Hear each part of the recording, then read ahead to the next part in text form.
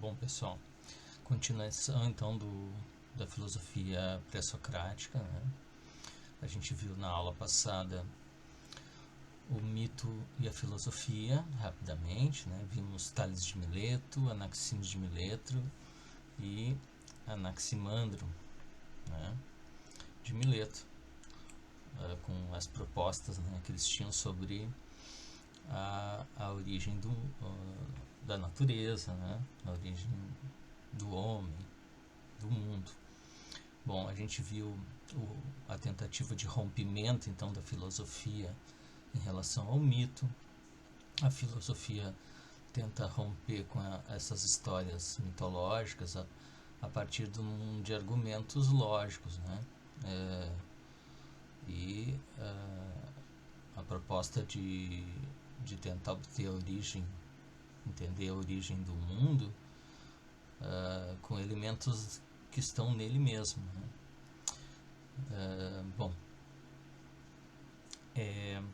a aula de hoje então é Pitágoras de Samos, né? Pitágoras, que vocês já conhecem da matemática, então a gente vai dar uma olhada nele, né?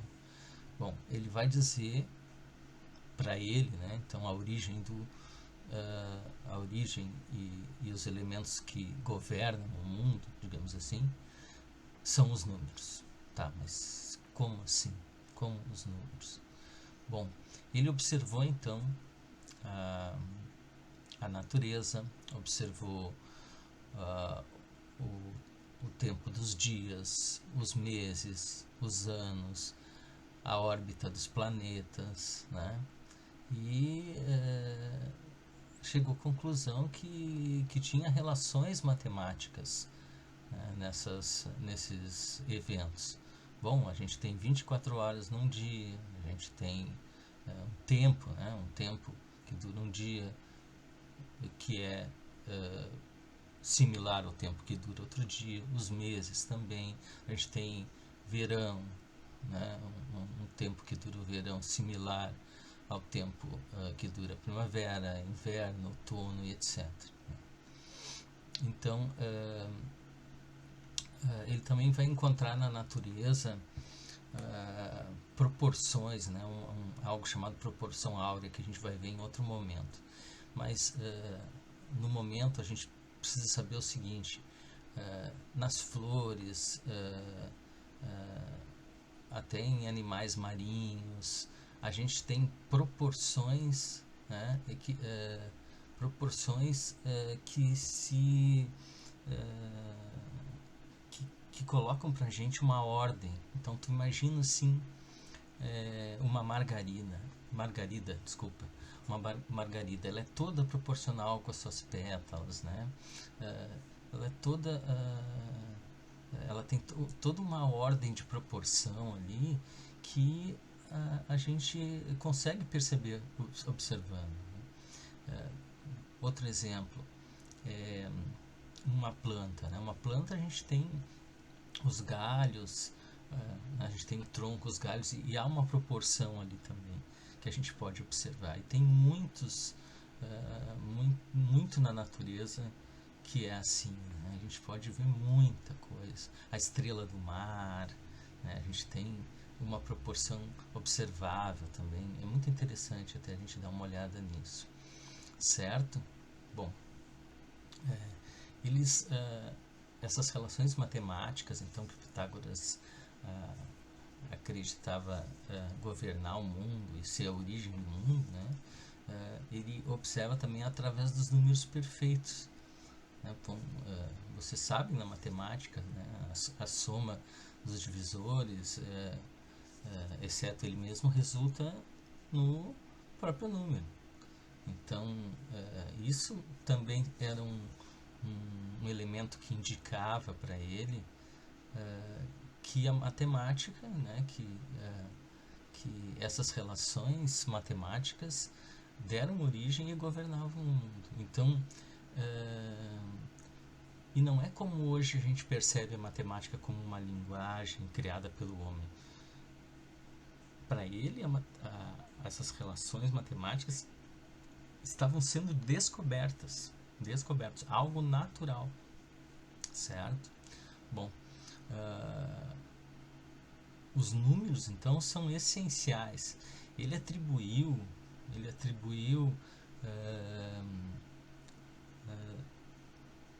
valores arbitrários a cada número, né? Então, isso a gente vai ver talvez com mais detalhes depois, tá? Então, significa o seguinte, um número específico significaria a água, outro número o fogo, outro a terra, outro o ar, né? Então ele atribuiu assim elementos da natureza que são relacionados aos números, certo? Bom, uma coisa interessante, já que a gente fala em números, a gente tem o símbolo do infinito, né? E o símbolo do infinito, então, seria um indicador de que nada termina. Então, a gente nasce, cresce, morre e volta, né? Conforme o número do infinito, certo? Aquele número que você sabe, aquele elemento, né, matemático que representa o infinito, aquilo ali seria um indicador, então, de que a gente há uma reencarnação, que hoje a gente chama, mas ele chamava de metempsicose, tá? Que mostra que a gente volta para cá num outro corpo, certo? Mas a ideia é de que nada termina, tudo, né? O próprio elemento do infinito, o próprio símbolo do infinito indica isso, né? Há sempre um retorno, certo? Bom, mas a coisa começou a dar problema quando eles enquanto eram os números perfeitos, né, estava tudo certo, mas no próprio teorema de Pitágoras, se tu fizer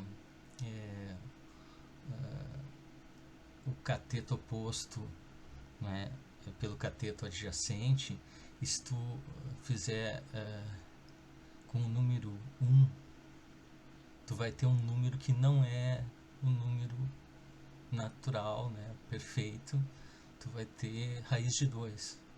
Então, por aí, raiz de 2 é um número, né, irracional. Então, isso meio que quebrou com essa perfeição do mundo que Pitágoras acreditava, já que a gente tem de hipotenusa raiz de 2, né? Então, a raiz de 2, como sendo um número irracional, exprime uma imperfeição que eles acreditavam não existia essa imperfeição. Afinal, o universo era ordenado, o mundo era ordenado com a perfeição das relações matemáticas, tá? Certo? Bom, a gente tem ainda o Empédocles de Agrigento, que daí já pula para eu acho que eu já falei para vocês, a gente tem dois tipos de escola. A escola monista, que acredita que a origem das coisas vem de a origem do mundo vem de um elemento. Então a gente viu o ar, a água, a peiron, o universo, né, o universo matemático, né, a origem dos números, né, é um elemento na matemática. E agora a gente tem a escola pluralista, que já acredita que o mundo, o homem, né, a natureza vem de 4 elementos. Então, por isso, pluralista, tá? Então, o Empédocles vai dizer o quê? Que o nascimento e morte de tudo no mundo, né, é a mistura e dissolução de 4 elementos: a água, a terra, o ar e o fogo. E que há 2 forças, né? Agora entendendo aqui amor e ódio como união e dissolução, tá? A força do amor e ódio determina, então, o amor une as coisas, e o amor no sentido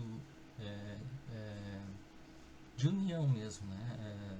Pode até não ser no sentido que a gente entende hoje, mas geralmente algo que não é um amor romântico é no sentido de unir as coisas, né? De aproximar, e ódio no sentido de separar, tá? Então tudo se forma e se separa a partir